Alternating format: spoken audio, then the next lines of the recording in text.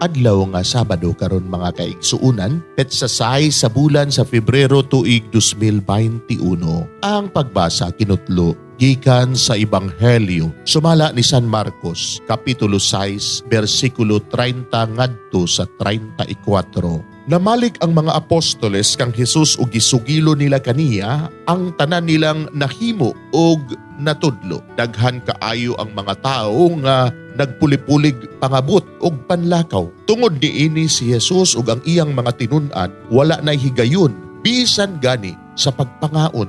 Busa miingon si Hesus sa iyang mga tinun-an, "Mangadto kita sa dapit nga awaaw aron makapahulay kamog dyutay." Busa na nakay sila sa usa ka sakayan ug nangadto sa usa ka dapit nga awaaw.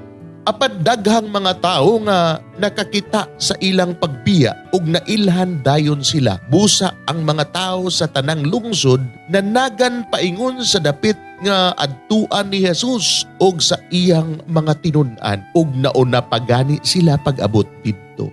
Sa pagkawas ni Hesus sa sakayan, nakita niya ang dakong panon sa katawhan. Naluoy kaayo siya kanila, kay sama man sila sa mga karnero nga walay magbalantay.